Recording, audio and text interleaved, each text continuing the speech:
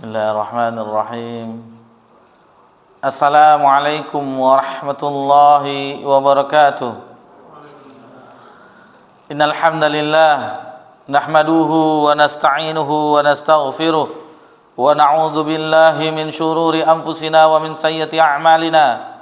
May yahdihillahu fala mudilla lahu wa may yudlil fala hadiya lahu.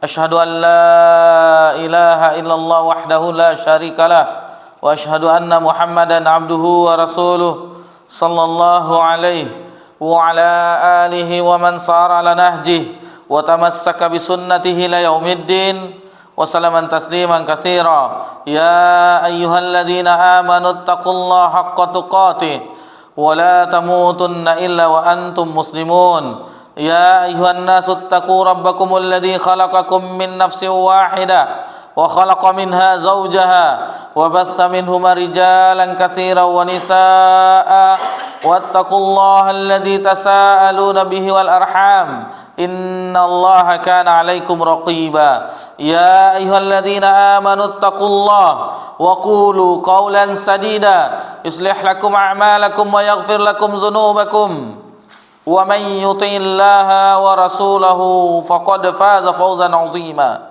Amma ba'da fa innahu asdaqal hadits kitabullah wa khairal hadi hadi Muhammadin sallallahu alaihi wasallam wa syarrul umuri muhdatsatuha wa kullu muhdatsatin bid'ah wa kullu bid'atin dhalalah wa kullu dhalalatin finnar. Alhamdulillah, puji syukur kehadiran Allah Subhanahu wa taala. Allah Subhanahu wa taala senantiasa mencurahkan nikmat kepada seluruh makhluknya, dan itu tidak pernah terhenti walaupun hanya sekejap mata. Salawat beriringkan salam kepada Nabi kita tercinta, yakni Nabi Muhammad sallallahu alaihi wasallam. Ikhwani fiddin azakumullah, di malam ini di hari Rabu kita berada di bulan yang baru, 1 Jamadil Awal tahun 1447 Hijriah, bertepatan tanggal 22 Oktober 2025 Masehi. Alhamdulillah, kita insyaallah akan melanjutkan pelajaran kita membahas Lubabut Tafsir min Ibnu Katsir. Dan di pertemuan kita sebelumnya, alhamdulillah kita bersama-sama telah membahas tentang isti'adzah, yaitu memohon perlindungan kepada Allah Subhanahu wa taala.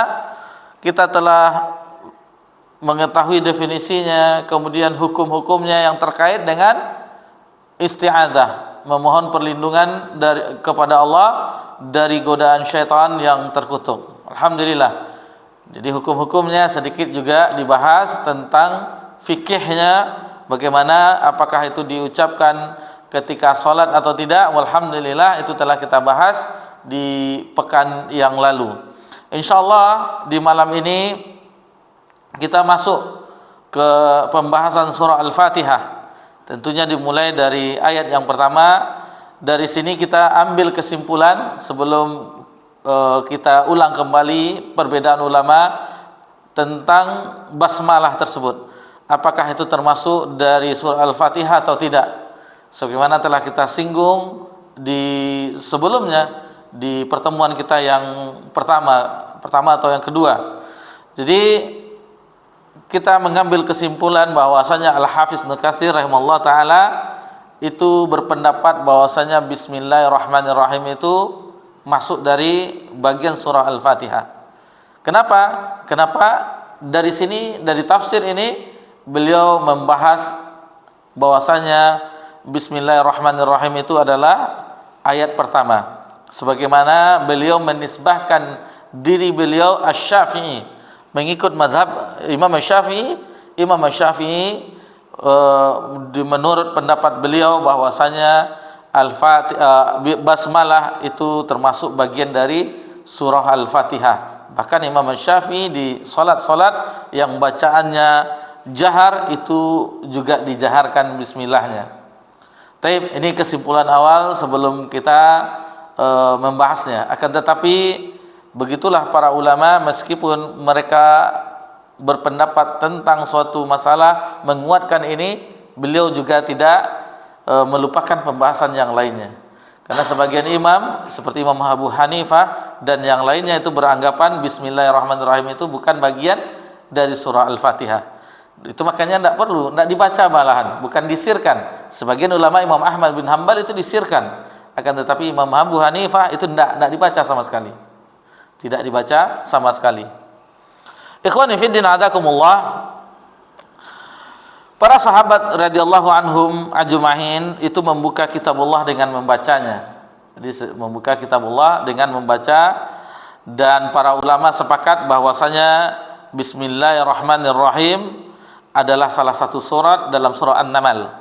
Ini sepakat ulama, tidak ada perbedaannya. Karena kalau kita ketik memang ada, yakni di ayat yang ke-30 dalam surah An-Naml ketika Nabi Sulaiman alaihissalam menulis surat kepada Ratu Balqis, penguasa negeri Sabah, dan itu diketahui beritanya dari intelijennya Nabi Sulaiman, burung hudhud. Intelijennya burung hudhud, mengetahui, dilaporkan. Jadi kalau kita lihat sedikit bagaimana seorang intelijen, ya, seekor intelijen, bukan seorang intelijen. Jadi Nabi Hudhud ini harus ada hadir di deretan pasukan Nabi Sulaiman, tetapi ketika itu tidak hadir. Lalu ditanyakan keberadaannya lama, karena dari Nabi Sulaiman, yaitu di Baitul Maqdis Palestina, ke Sabah itu sangatlah jauh, Yaman. Jadi berapa hari menghilang. Maka kata Nabi Sulaiman, seandainya berjumpa dengan burung hudhud itu akan diberi hukuman, akan dicabut-cabut bulunya, akan disembelih, dan sebagai macam ancaman, beberapa ancaman yang sebelum ayat tersebut itu diceritakan. Bagaimana burung hudhud mengetahui adanya penguasa yang tidak menyembah Allah Subhanahu wa taala. Sakit perasaan burung hudhud sehingga ketika mengetahui itu dilaporkannya ke Nabi Sulaiman tentang keberadaan tersebut. Seekor burung saja tidak kuasa dengan adanya sesuatu penguasa dan negerinya menyembah selain Allah Subhanahu wa taala. Tentunya kita yang telah mempelajari tauhid, alangkah sakitnya hati kita apabila ada orang yang menganggap ada Tuhan, ada sesembahan selain Allah Subhanahu wa taala. Itu harus hadir di dalam hati kita. Minimal kebencian di dalam hati kita. Mereka menyembah sesuatu yang najis, bahkan lebih hina dari yang menyembah sendiri.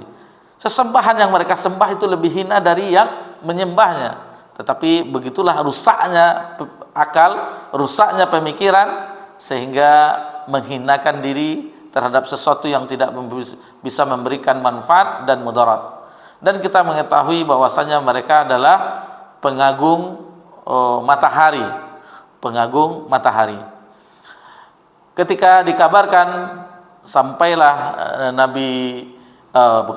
burung hudhud ke Nabi Sulaiman alaihissalam, diceritakanlah informasi yang didapatnya, begini. Akhirnya tidak jadi dihukum. Di burung hudhud tidak jadi dihukum. Padahal Nabi Sulaiman sudah bertekad untuk menghukum burung hudhud karena tidak hadir, kalau bahasa kita apel, ya. Kan Nabi Sulaiman itu ada golongan hewannya, ada golongan manusianya, ada jinnya, ada beberapa golongan dari pasukan Nabi Sulaiman. Jadi bukan hanya manusia saja, hewan dan jin itu termasuk pasukan Nabi Sulaiman alaihissalam. Itu makanya ketika Nabi SAW salat, Nabi mencekik ifrit, kata Nabi terasa dinginnya air liur jin ifrit itu mengalir di tangan Nabi SAW. Lalu Nabi SAW berkeinginan, seandainya tidak teringat doa saudaraku, maksudnya Nabi Sulaiman berdoa agar tidak ada yang berkuasa sebagaimana kekuasaannya, yang menguasai jin dan manusia dan hewan seluruhnya, angin. Maka seandainya tidak teringat akan ucapan doanya, permintaan Nabi saudaraku yaitu Nabi Sulaiman alaihissalam, maka akan aku ikat jin ini untuk menjadi mainan anak-anak di kota Madinah. Tetapi Nabi SAW teringat, akhirnya Nabi lepaskan. Begitulah kekuasaan Nabi Sulaiman ketika itu. Selain Nabi Sulaiman, yang banyak kekuasaannya yaitu dalam surah Al-Kahf, yaitu Zulkarnain. Itu juga menguasai Masyriq dan Maghrib, barat dan timur. Ikhwani fillah azakumullah, maka setelah mengetahui hal demikian, ditulislah surat oleh Nabi Sulaiman kepada Ratu Balqis yang dimulai dengan innahu min Sulaiman wa innahu bismillahirrahmanirrahim. Itu dia dalam surah An-Naml ayat yang ke-30. Adapun perbedaan pendapat tentang basmalah ini telah kita singgung sebelumnya, apakah itu termasuk ayat sendiri di setiap surat-surat tersebut atau bagaimana dan seterusnya, itu adalah ranah perbedaan yang tidak mungkin dibahas di sini, kata Al-Hafiz Ibnu Katsir. Apakah ini masuk dalam yang setiap surat itu ternyata ayat yang pertamanya bismillahirrahmanirrahim kecuali surah At-Taubah, atau bagaimana? Atau ini termasuk dari surah Al-Fatihah saja atau tidak masuk dalam surah Al-Fatihah dan seterusnya, ini tidak dibahas lagi dengan dalil-dalilnya, karena setiap ulama yang memiliki pendapat tersebut itu memiliki hujah yang Hafiz Ibnu Katsir katanya di sini tidak akan bukan di sini ranah pembahasannya, kata beliau rahimallahu taala. Kemudian beliau membawakan sebuah riwayat di dalam Sunan Abi Daud, dan riwayatnya sanadnya sahih dari Ibnu Abbas radhiyallahu anhuma bahwa Rasulullah SAW tidak mengetahui pemisah Al-Quran. Jadi awalnya Rasulullah tidak mengetahui pemisahnya awal dari surah Al-Quran sehingga turun kepadanya Bismillahirrahmanirrahim. Jadi penyusunan yang sekarang kita lihat di mushaf itu panduan dari Nabi SAW kepada para sahabat radhiyallahu anhum. Ayat sekian dimulai dari Al-Fatihah sampai An-Nas susunannya, dan setiap surat itu ada Bismillahirrahmanirrahim. Itu adalah sebagaimana yang telah diajarkan Nabi SAW kepada para sahabat, meskipun pembukuannya sudah dimulai di zaman Abu Bakar, dilanjutkan sehingga sampailah di zaman Utsman, dan Utsman menjadikan hanya satu mushaf Utsmani dan menghilangkan atau membakar mushaf-mushaf yang lain agar tidak terjadi perselisihan di dalam dialek, di dalam huruf dan seterusnya. Riwayat yang tadi juga diriwayatkan oleh Abu Abdillah itu Imam Hakim dalam kitabnya Al-Mustadrak. Ini sedikit tentang Abu Abdillah. Ini kunyah, kalau kita mempelajari kitab-kitab ulama terdahulu, rata-rata kunyah mereka adalah Abu Abdillah. Imam Asy-Syafi'i, Imam Ahmad, kemudian Imam Malik, Imam Bukhari, Imam Sufyan Ats-Tsauri dan yang lainnya, Imam Hakim Mustadrak, itu kunyahnya Abu Abdillah. Ya Abu Abdillah. Jadi sering di majelis beliau bertanya orang yang hadir, ya Abu Abdillah, wahai Abu Abdillah. Karena mereka para ulama kita itu mengamalkan hadis bahwasanya nama ahabbu ilallah yang paling dicintai, dua nama yang dicintai oleh Allah adalah Abdullah dan Abdurrahman. Abdullah dan Abdurrahman. Jadi rata-rata anak-anak mereka itu Abdullah itu yang sering mereka beri untuk anak laki-laki. Abdullah, Abdurrahman, Abdul Razak yang ta'bid, itu menandakan bahwasanya mereka menghambakan diri kepada Allah Subhanahu wa taala dengan ta'bid, penghambaan dengan nama-nama Allah yang maha indah. Kemudian di anak-anak para sahabat itu banyak juga Abdullah itu banyak juga. Dan kita mengenal Abdullah yang empat, Abadilah yang empat, yang umurnya sama dan keilmuannya juga hampir sama, yaitu Abdullah bin Abbas, Abdullah bin Umar, Abdullah bin Zubair, dan Abdullah bin Amr bin As yang sebaya. Nah, jadi Abdullah bin Mas'ud itu tidak masuk karena tidak sebaya, dan yang lainnya. Jadi banyak. Dan adik seibu dari Anas bin Malik itu ketika lahir diberi juga namanya Abdullah bin Abu Talhah. Nah, jadi itu ayah tiri dari Anas bin Malik. Ketika Malik meninggal, datanglah Abu Talhah melamar setelah habis masa iddah Ummu Sulaim. Datanglah Abu Talhah melamar, ditolak oleh Ummu Sulaim karena Abu Talhah ketika itu masih musyrik, belum memeluk agama Islam. Lalu disindir oleh Abu Talhah bahwasanya engkau seorang wanita yang suka terhadap yang putih dan kuning-kuning, maksudnya suka dinar dan dirham. Lalu Muslim membela dirinya bahwasanya dia bukan wanita yang seperti itu, yang suka perhiasan dan seterusnya. Akan tetapi bagaimana aku menikah dengan engkau sementara engkau masih dalam keadaan musyrik? Lalu akhirnya diminta oleh ada penawaran dari Ummu Sulaim, seandainya engkau mau masuk memeluk Islam, maka itulah sebagai maharnya. Terdengarlah kabar itu oleh Nabi SAW, lalu Nabi memuji mahar tersebut.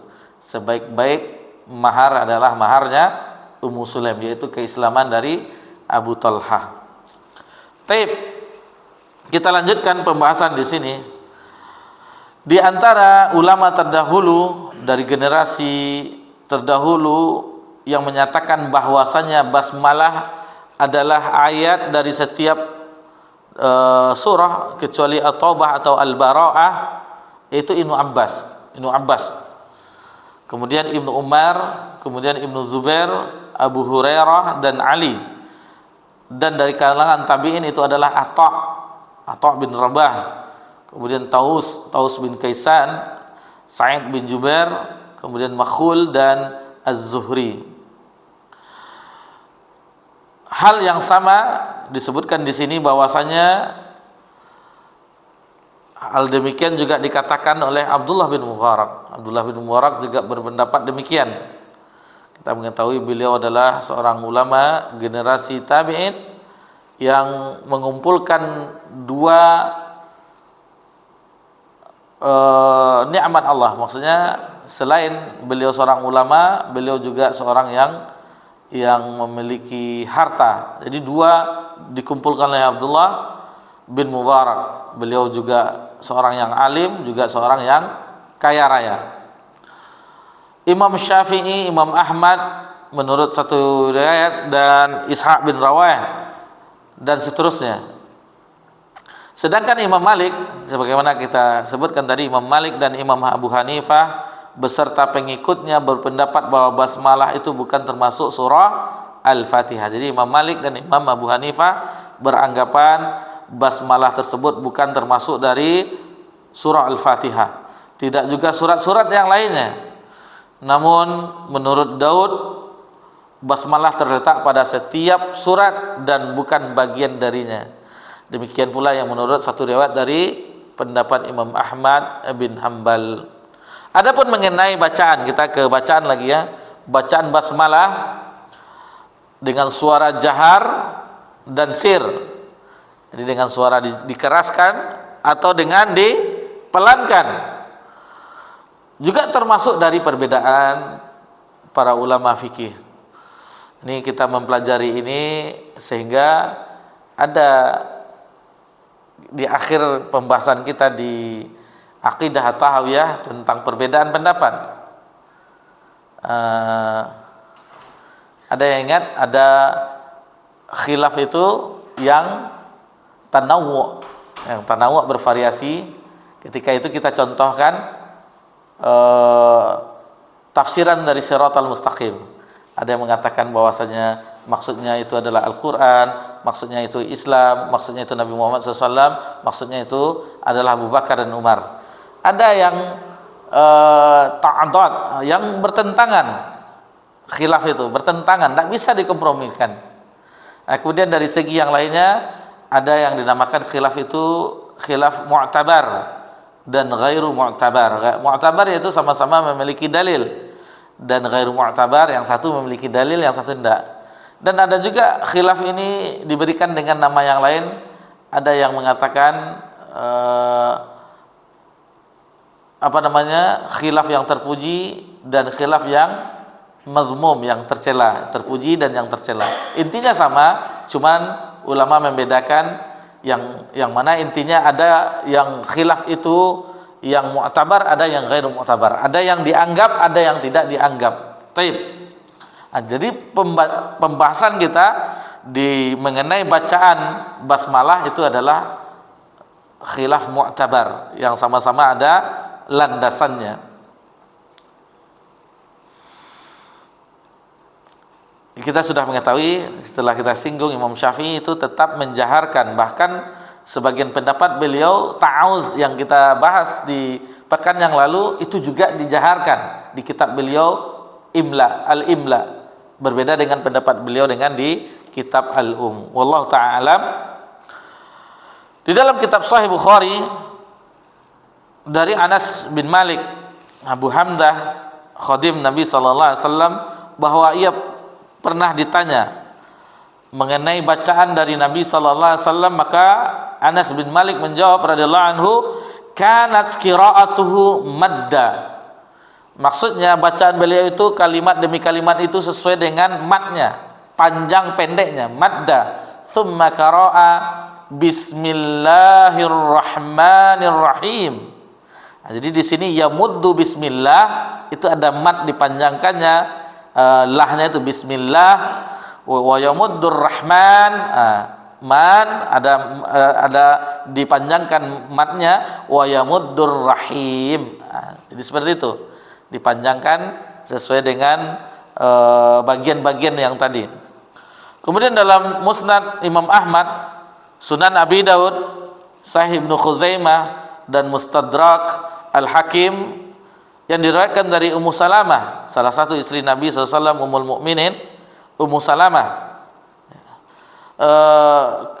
Beliau berkata, qalat kana Rasulullah SAW yaqta'u qira'atah.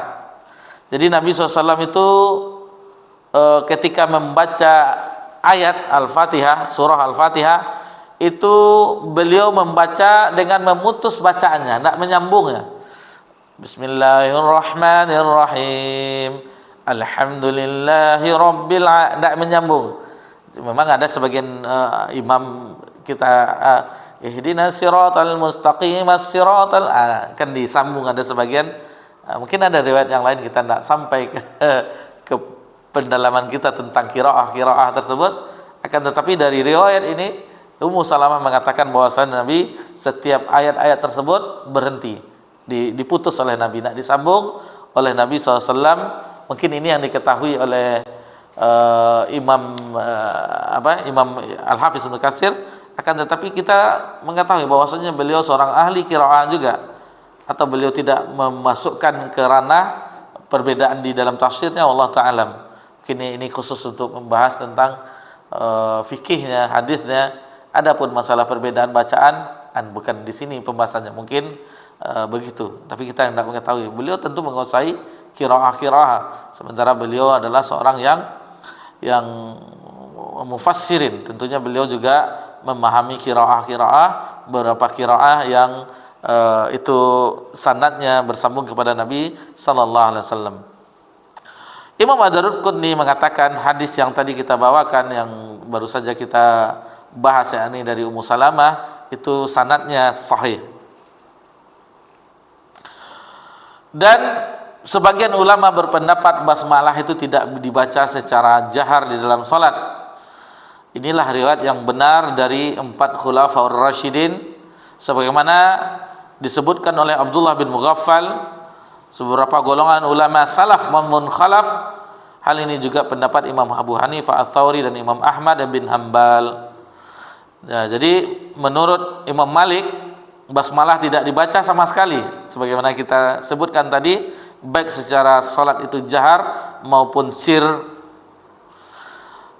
Jadi ini ranah perbedaan yang telah kita singgung tadi, cuma di sini dijelaskan kembali. Taib, ini perbedaan bacaan apakah dijaharkan dan disirkan dan dikuatkan oleh sebagian ulama yang sebagaimana kita, walhamdulillah itulah yang kita amalkan, karena jelas solat di belakang Rasulullah SAW, solat di belakang Abu Bakar, solat di belakang Umar Khulafaur Rasyidin tadi, maka setelah takbir itu yang terdengar alhamdulillahirabbil alamin. Meskipun ada sebagian riwayat seperti Imam Asy-Syafi'i menguatkan riwayat dari Abu Hurairah itu dijaharkan. Jadi sebenarnya tidak termasuk, ini yang kita sebutkan tadi, ini adalah khilaf mu'tabar yang tidak harus ada pertentangan. Oh harus malih situ sholatnya tidak pakai bismillah dah, malih. Seandainya masih ada orang di zaman sekarang yang seperti itu, alangkah kasihan kita. Di semua serba terbuka, semuanya bisa terbuka dilihat di zaman apa namanya sekarang, cici apa untuk menanyakan tuh semacam, dulu kan Google chat begitu, tidak ada lagi yang baru bersponsor lewat terus cici. Nah, jadi bisa ditanyakan, oh ini maksudnya bisa bismillah ini apa, bisa juga ditanyakan di situ, apa yang dijawabnya di situ. Istilahnya itu bukan patokan benar atau salahnya, alangkah jahilnya kita sebagai penuntut ilmu cici itu sebagai standar, cuman ingin mengetahui saja apa sih jawabannya, isi otak si cici ini. Nah, jadi ini hanya, jadi kita aneh orang di zaman sekarang, apalagi dengan keterbukaan dengan isu Wahabi, kata siapa, kata Pak Khairil ya, isu seksi itu, karena tapi aneh ya, masih terpengaruh gitu, padahal bisa dilihat dengan apa itu sudah dijelaskan sejelas-jelasnya. Tapi memang begitulah, Allah cuma menginginkan kepada siapa yang diinginkan oleh Allah Subhanahu wa taala hidayah, dan adapun yang menolak tentu akan tetap ada sampai hari kiamat kelak. Kemudian kita masuk kepada keutamaan basmalah, keutamaannya, fadilahnya. Jadi ini buku ini pernah dipakai oleh Zaujah, ada tulisannya, tanggal 18 bulan 3 2008. Ada catatan kecilnya lagi, sebentar dulu. Wajib bagi kita berkasih sayang karena Allah mempunyai sifat Ar-Rahim. Catatan kecil, nggak perlu dibaca semua.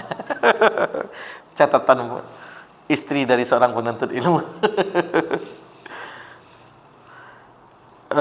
Membaca basmalah itu hukumnya ada yang disunnahkan, seperti masuk ke mengawali suatu amalan, masuk ke toilet, kemudian ada yang juga disunnahkan, ini pendapat ulama walaupun ada yang mewajibkan, sebelum berwudu, kemudian yang lainnya, aktivitas-aktivitas yang lainnya. Dan ini terdapat di dalam kitab Musnad Imam Ahmad dan kitab-kitab Sunan dari Abu Hurairah, Sa'id bin Zaid dan Abu Sa'id, Nabi sallallahu alaihi wasallam bersabda, la wudu'a liman lam yazkir ismallahi alaih. Tidaklah sempurna wudu bagi setiap orang yang tidak membaca nama Allah padanya. Kemudian disunnahkan juga hendak makan dan minum. Berdasarkan hadis dalam riwayat Sahih Muslim, Rasulullah SAW pernah bersabda kepada Umar bin Abi Salamah, ini anak tiri beliau, Abi Salamah, Ummu Salamah, dia anak tiri beliau. Jadi beliau ketika di rumahnya Ummu Salamah melihat Ammar sedang makan, lalu Nabi nasihati, jadi tangannya kemana-mana, lalu Nabi nasihati, kul bismillah, katakanlah bismillah, wa kul biyaminik, makanlah dengan tangan engkau, wa kullu mimma yalik, dan makanlah yang paling dekat, yang dekat darimu. Tidak, apa namanya kalau kita di kampung menjambau ya, menjambau gitu kan, sejauh di situ. Acara mendoa biasanya kan bagian kita makanannya tidak enak, tapi bagian orang Siaknya enak-enak, pengen itu.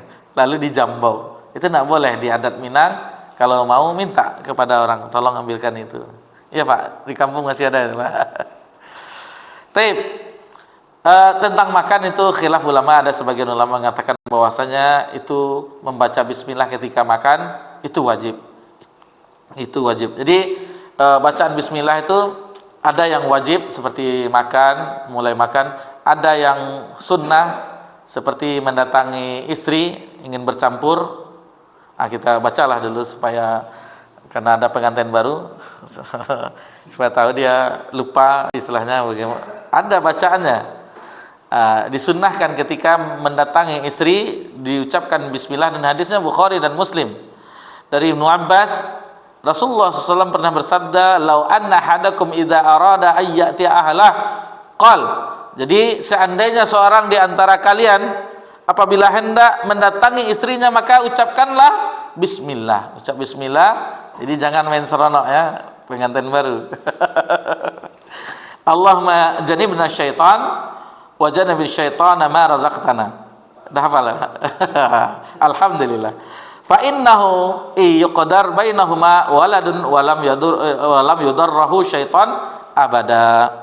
Jadi ketika ucapkan bismillah lalu berlindung, jauhkanlah kami ya Allah, jauhkanlah kami dari syaitan, dan jauhkanlah syaitan dari apa yang Engkau anugerahkan dari kami. Lalu kata Nabi SAW, seandainya Allah takdirkan hubungannya ketika itu menjadi benih, maka yang menjadi bayi, calon bayi itu tidak akan membahayakan setan baginya. Ini bagaimana keutamaan basmalah diantaranya. Kembali kita tadi yang bacaan yang sunnah, basmalah seperti berhubungan badan, kemudian wajib makan, kemudian basmalah itu menjadi syarat, yaitu ketika menyembelih. Kalau menyembelih tidak baca bismillah, berarti sifat sesembelihannya itu haram, tidak boleh kita makan.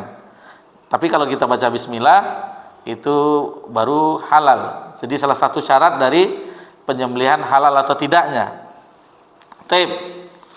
Nah, jadi ini beberapa keadaan bahwasanya di sini keutamaan membaca bismillah tadi. Semua amalan kita, semua kegiatan kita. Jadi kata Nabi SAW, setiap perkara kullum ri'im yang tidak dimulai dengan bismillah faqad abtar, maka dia akan terputus. Meskipun hadis ini dinilai oleh Imam Suyuti bahwasanya hadis ini lemah, ada sanadnya yang lemah, akan tetapi secara makna itu benar. Jadi semua aktivitas dimulai dengan bismillah. Keluar rumah, bismillah tawakkaltu 'ala Allah, menulis dengan bismillah, semuanya agar pertama dijelaskan oleh ulama ini selain dari kitab ini, Syekh Muhammad bin Shalih Al-Utsaimin itu menjelaskan ketika mensyarah al-usulul salasa atau salasatul usul, itu menjelaskan tujuan dengan bismillah yaitu dengan al-hasyar, membatasi. Maksudnya bismillah hanya dengan nama Allah saja, tidak dengan nama yang lainnya. Hanya dengan nama Allah, misalnya saya membaca, hanya dengan nama Allah saja saya menulis, hanya dengan nama Allah saja saya melakukan ini dan seterusnya, tidak nama yang lainnya. Yang kedua, untuk tabarruk, untuk keberkahan, Itu yang tambahan yang terakhir itu dari pembahasan Syekh Muhammad bin Shalih Al-Utsaimin ketika mensyarah matan salasatul usul. Taib. Kemudian dibahas tadi bismi ya, kemudian Allah dibahas juga di sini. Ini adalah merupakan salah satu nama Rabb kita. Dan ini nama inilah lafaz jalalah yang ini merupakan al-ismul a'zam, nama yang paling agung, Allah. Di antara nama Allah yang kita ketahui 99 tersebut, Asmaul Husna, yang paling agung adalah nama Allah, al-ismul a'zam. Sebagaimana terdapat dalam surah Al-Hasyr ayat 22, huwallazi la ilaha illa huwa alimul ghaibi wasyahada huwar rahmanur rahim. Jadi dialah Allah yang tiada ilah yang berhak diibadahi kecuali Dia, yang mana dia mengetahui yang ghaib, alimul ghaib wasyahadah, dan dialah yang mengetahui yang tampak, huwar rahmanur rahim, dan dia adalah maha pemurah dan lagi maha penyayang. Azan belum lagi ya. Kemudian tentang nama-nama Allah yang husna, yang indah, maha indah, dan sifat-sifat Allah yang ulia. Tentang Asmaul Husna di sini dibawakan riwayat dari Bukhari dan Muslim dari sahabat Abu Hurairah radhiyallahu anhu.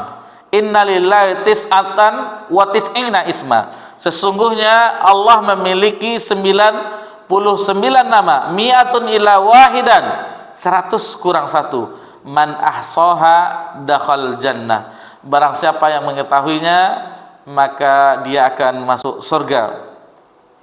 Adapun mengenai Asmaul Husna itu ada dua riwayat. Yang pertama terdapat di dalam Sunan At-Tirmizi dan Sunan Ibnu Majah. Akan tetapi yang tetapnya, meskipun sanad yang dibawakan oleh Imam At-Tirmizi dan Ibnu Majah ada kelemahannya, namun di antara kedua itu jika digabungkan, ada imam di dalam Sunan At-Tirmizi ini masuk, ada di dalam Sunan Ibnu Majah ini masuk. Nah, jadi ada perbedaan di antara keduanya, namun secara gambaran umum itulah nama-nama Allah yang Allah beritahukannya terhadap kita. 99 nama yang maha indah.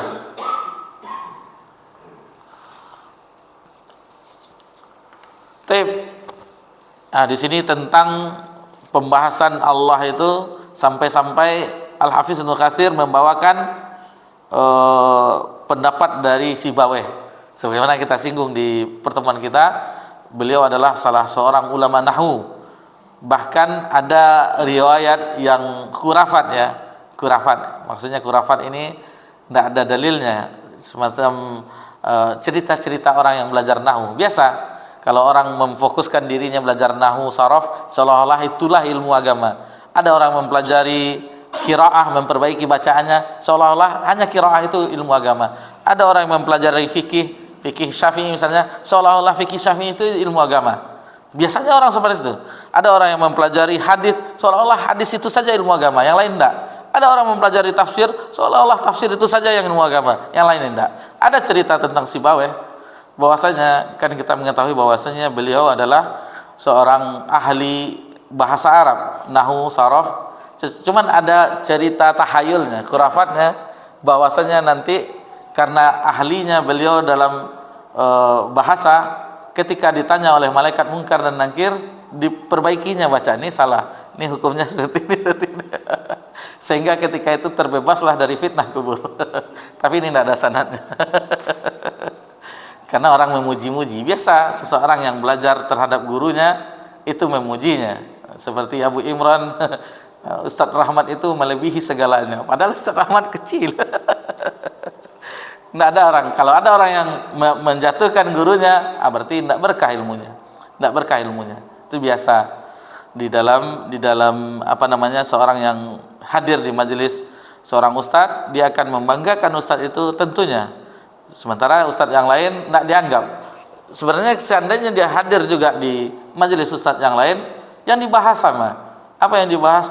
Ya, agar mentauhidkan Allah Subhanahu wa taala, agar menjadi orang yang ikhlas beribadah kepada Allah, agar mencontoh Nabi SAW ketika mendekatkan diri kepada Allah. Kan sama yang diajaknya, tidak ada bedanya, cuman bahasanya yang berbeda. Yang ini memiliki retorika yang indah, yang ini baru belajar sehingga baru terbata-bata. Azan Abu Imran. Kita dengarkan kumandang azan. Insyaallah setelah itu akan kita lanjutkan pelajaran kita, melanjutkan tentang Bismillahirrahmanirrahim. Fadhal.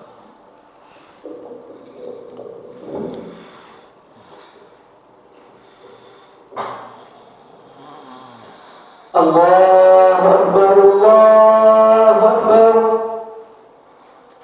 Allahu Akbar, Allahu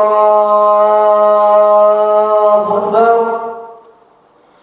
Asyhadu an la ilaha illallah.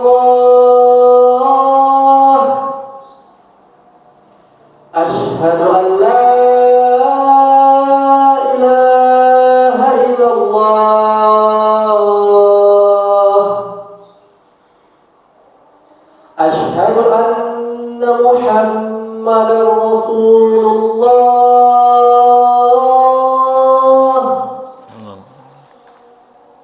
أشهد أن محمدا رسول الله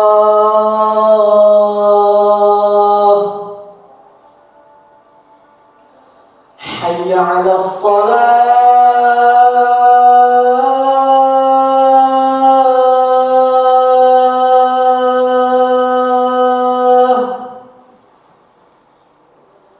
حي على الصلاة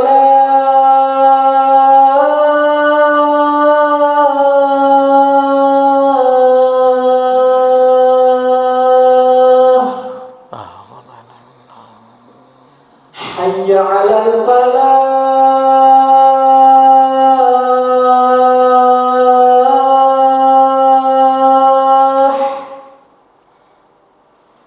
حي على الفلاح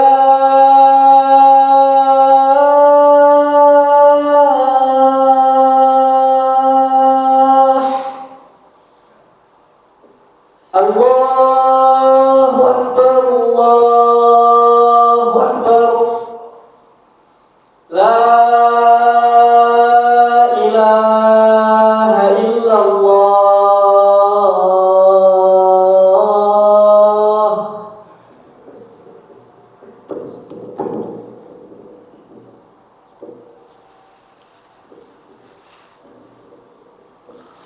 Alhamdulillah wassalatu wassalamu ala Rasulillah ma ba'd. Baik, kita lanjutkan pembahasan masih di sekitar Bismillahirrahmanirrahim. Adapun pembahasan tentang Allah secara detailnya kita cukupkan karena di sini ada mengandung pembahasan dari segi ilmu nahunya, ilmu bagaimana dalam bentuk isim mushtaq atau yang lainnya. Tentunya kalau kita bahas sepertinya kurang connect karena keterbatasan yang kita apa itu isim mushtaq, apa ini tentu tidak mengetahui, hanya sekedar disebutkan. Jadi untuk beberapa pembahasan sibaweh tadi kita lompat, maka kita langsung ke pembahasan Ar-Rahman Ar-Rahim, Ar-Rahmanir Rahim. Jadi ini ada dalam bentuk dua nama Allah yang dalam bentuk mubalaghah, bermakna lebih, mubalaghah. Yang satu Ar-Rahman dan yang satunya Ar-Rahim. Jadi meskipun ada yang mengatakan Ar-Rahman itu lebih umum daripada Ar-Rahim, adapun yang mengatakan Ar-Rahman itu khusus bagi Allah, sementara Ar-Rahim boleh kepada selain Allah. Jadi itu khusus Allah, Ar-Rahman itu khusus bagi Allah. Tidak boleh kita memberi nama anak misalnya Rahman, tidak boleh. Tetapi harus ada ta'bidnya, Abdurrahman. Adapun Rahim itu boleh, karena itu nanti insyaallah nanti disinggung tentang nama Nabi sallallahu alaihi wasallam, sifat Nabi Raufur Rahim, bahwasanya Nabi itu adalah yang lembut dan juga memiliki sifat kasih sayang. Kemudian ada sebuah riwayat dari Imam At-Tirmizi dari Abdurrahman bin Auf. Beliau pernah mendengar Nabi kita tercinta Rasulullah SAW bersabda, qala Allah Ta'ala. Jadi Allah Subhanahu Wa Ta'ala berfirman, hadis ini hadis qudsi, Anar Rahman khalaqtur Rahim. Jadi Allah Subhanahu Wa Ta'ala berfirman, aku adalah Ar-Rahman yang maha penyayang, aku telah menciptakan Rahim. Wa saqaqtu laha isman min ismi faman wasalaha wasalathu wa man qata'aha qata'tahu. Lanjutan dari hadis tersebut, aku telah menjadikan Ar-Rahman tersebut nama dari namaku. Barang siapa yang menyambungnya, maka aku akan menyambungnya. Ini yang mengenai rahim. Rahim maksudnya hubungan silaturahim, kerabat. Dan barang siapa yang memutuskannya, maka aku pun memutuskannya. Jadi istilah hubungan rahim, kerabat, silaturahim. Kemudian pembahasan berikutnya, sebagaimana tadi kita sempat singgung, Ar-Rahman itu bernama yang bersifat umum, meliputi segala macam rahmat. Itu Rahman. dan dikhususkan bagi Allah Subhanahu wa taala semata. Adapun Ar-Rahim itu dimaksudkan bagi orang-orang yang beriman. Boleh orang-orang beriman disandarkan kepada Rahim. Sebagaimana firman Allah Subhanahu wa taala, wa kana bil mu'minina rahima, dalam surah Al-Ahzab ayat 43, dan dialah yang maha penyayang kepada orang yang beriman. Muhammadar Rasulullah walladzina amanu asyiddahu 'alal kufar ruhama bainahum, dalam surah Al-Fat. Kemudian Ibnu Mubarak mengatakan Ar-Rahman jika dimintai maka dia akan memberi, itu Ar-Rahman, sifat Ar-Rahman. Sedangkan Ar-Rahim, kata Abdullah bin Mubarak, jika permohonan tidak diajukan kepadanya maka dia akan murka. Ini pendapat Abdullah bin Mubarak tentang Ar-Rahman Ar-Rahim. Kemudian dibawakan dalil di sini riwayat dari Imam Tirmizi dari Abu Hurairah, Rasulullah SAW bersabda, "Man lam yas'alillahu yaghdab alaihi." Barang siapa yang tidak memohon kepada Allah, tidak meminta kepada Allah, maka dia akan murka kepadanya. Ini Allah Subhanahu wa taala. Jadi kalau tidak meminta kepada Allah, Allah akan murka. Berbeda dengan kita. Kalau kita kan cuma sekali dua kali. Sekali dikabulkan, dua kali, tiga kali itu besok inyo tari. Tapi kalau Allah senang diminta. Allah senang diminta karena Allah mempunyai sifat tersebut. Berbeda dengan kita sekali dua kali. Kalau udah lewat dua kali, kadang nomornya diblokir lagi. Inyo tari pinjam ke pinjam. Taib. Kemudian dalam surah Al-Isra ayat 110 tentang Ar-Rahman yang khusus bagi Allah Subhanahu wa taala, yang khusus bagi diri Allah Subhanahu wa taala nama tersebut. Dalam surah Al-Isra ayat 110, "Qul Allah aw Rahman." Jadi serulah Allah, berdoalah kepada Allah dan berdoalah kepada Ar-Rahman, serulah Ar-Rahman.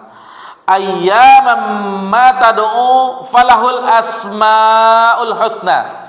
Jadi dengan nama apa saja yang kamu meminta, sesungguhnya Allah memiliki nama-nama yang maha indah. Ada sesuatu di zaman Nabi SAW, dan ini sudah ada di zaman Nabi SAW, Musailamah Al-Kadzab yang mengaku Nabi dan diperangi di zaman Abu Bakar As-Siddiq. Saking sombongnya Musailamah Al-Kadzab, dia menyebut nama beliau yaitu Rahman Al-Yamamah. Nah, jadi dia adalah seorang yang pengasih, penyayang dari Yamamah. Yamamah sebuah negeri di Yaman. Maka Allah pun memakaikannya pada pakaian kebohongan dengan membongkar kedoknya sehingga dia bukan dinamakan yang beliau namakan awalnya namanya Rahman Al-Yamamah, sehingga Allah bongkar, diberilah nama dengan Musailamah Al-Kadzab, Musailamah yang pembohong. Kemudian Ar-Rahim, Allah Ta'ala pernah menyebut kata itu untuk selain dirinya, dan ini sifat Nabi kita tercinta sallallahu alaihi wasallam. Di dalam surah At-Taubah ayat 128, Allah Subhanahu wa taala berfirman, "Laqad ja'akum", sungguh telah datang bagimu, rasulun min anfusikum, seorang rasul dari kaummu sendiri. Azizun alaihi ma anittum.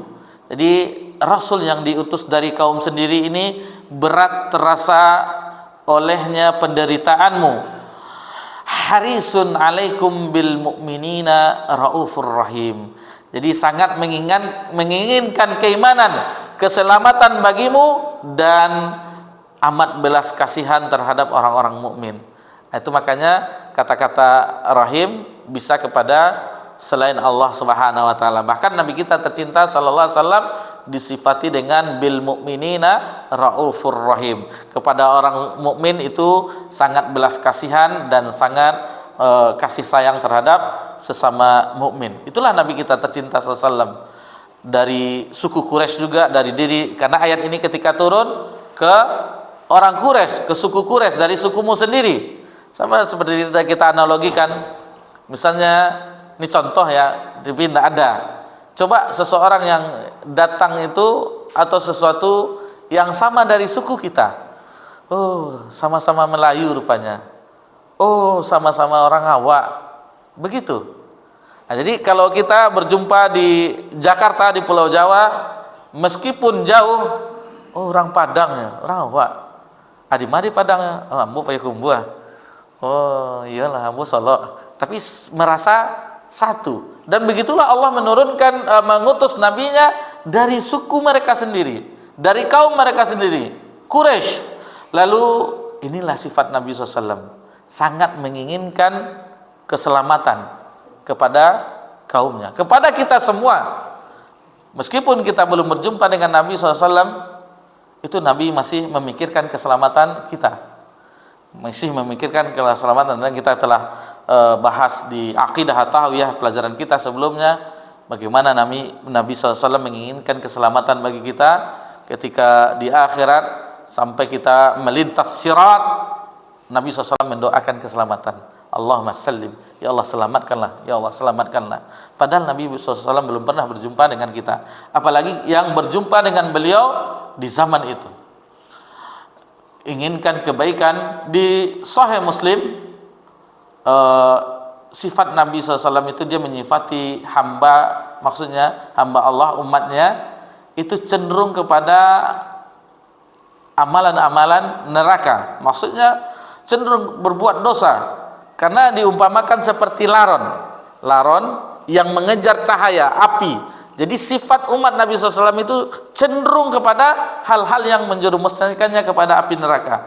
Akan tetapi Nabi SAW berusaha untuk menyelamatkan umatnya, menyelamatkan kita semuanya. Bayangkan sifat kasih sayang Nabi SAW. Bahkan kita belum berjumpa dengan Nabi SAW, Nabi masih sampai memikirkan kita. Nak berjumpa dengan beliau, menginginkan keselamatan bagi kita. Baik. Kemudian selain itu juga untuk manusia, selain Allah Subhanahu wa taala, di dalam surah Al-Insan, inna khalaqnal insana min nutfatin amsyajin nabtali faja'alnahu sami'an basira. Nah, jadi sesungguhnya kami telah menciptakan manusia dari setetes air mani yang bercampur, yang kami hendak mengujinya dengan perintah dan larangan. Karena itu kami jadikan yaitu sami'an, yaitu mendengar. Kalau Allah maha mendengar, ini manusia itu bisa mendengar, dan basira, yaitu bisa melihat. Sementara Allah maha melihat. Jadi yang tadi khusus bagi Allah itu Allah dan Ar-Rahman. Adapun yang selainnya itu bisa. Ada satu lagi yaitu Rob. Rob hanya untuk Allah Subhanahu wa taala.